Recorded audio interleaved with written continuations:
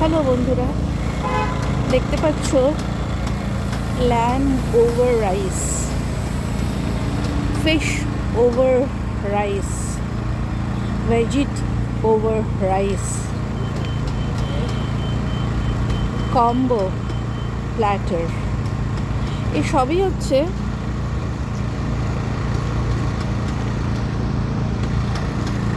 এখানকার খাবার স্পেশাল, যেগুলোকে বলা হয় হালাল। বেশ পপুলার, এখানকার স্টুডেন্টরা খুব পছন্দ করে। আমিও তাই আজকে একটুখানি অভিজ্ঞতার জন্যে চলে এসেছি। এটা হচ্ছে 30th স্ট্রিট স্টেশন। এখান দিয়ে মাটির তলা দিয়ে ট্রেন যায়, তো এই ট্রেন বলা হয় সেপ্টা।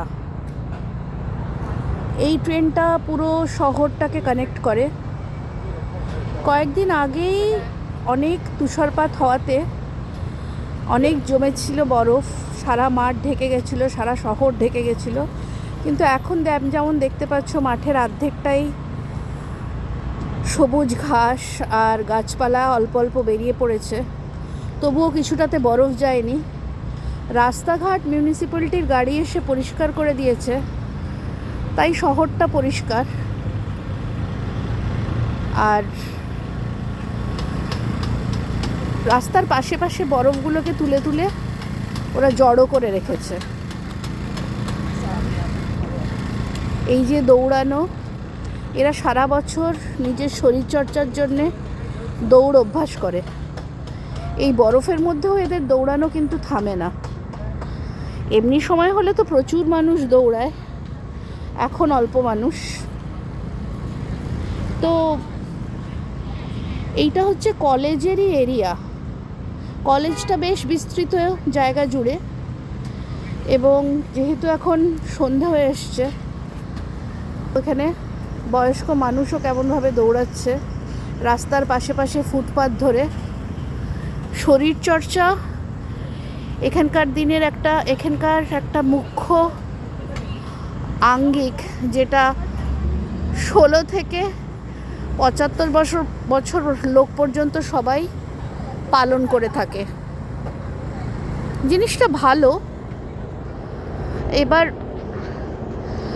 আমাদের দেশে আমি এই তফাৎটা বুঝতে পারি যে এতটা পরিষ্কার পরিচ্ছন্ন রাস্তাঘাট না থাকার জন্যে রাস্তার পাশে দৌড়ানো এতটা সুবিধাজনক হয় না। এই সব বরফগুলো তুলে রাখার জন্যে রাস্তার পাশটা একটু অপরিষ্কার দেখাচ্ছে, কিন্তু এগুলো তাড়াতাড়ি গলে যাবে, মিলিয়ে যাবে, রাস্তা তখন ঝকঝকে হয়ে যাবে। তো এই বিকেলবেলা অল্প অল্প ঝিরিঝিরি বৃষ্টি পড়ছে, মানুষজন ঘুরছে। হ্যালো, এখানকার লোকেরা হাত নেড়ে উৎসাহ দিচ্ছে আমি ব্লগ করছি এটা দেখে। এই হচ্ছে ড্রেক্সেল ইউনিভার্সিটির বাস, যেগুলো শহরের মধ্যে চলাচল করে। এরকম এর পাশে আরেকটা ইউনিভার্সিটি আছে, যেটাকে ইউপেন ইউনিভার্সিটি বলে। সেই ইউপেন ইউনিভার্সিটিরও আলাদা বাস চলে। তো এভাবেই বাস চলাচল একটা নির্দিষ্ট রুট ধরে করে, একটা সময় অনুযায়ী। সেই সময়ে যদি তুমি চলাচল করতে পারো তো সুবিধা, না হলে নিজস্ব এই সেপ্টা যেরকম দেখালাম ট্রেন চলে, আর তাছাড়া উবের, লিফট এইসব চলে।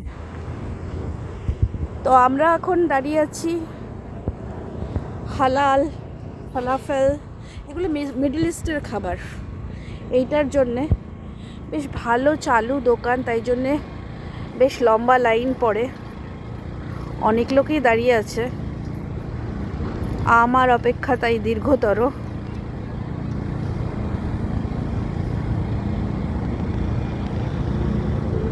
আজ এ পর্যন্তই। আবার অন্য কোনো ব্লগে অন্য কোনো সময় দেখা হবে তোমাদের সাথে।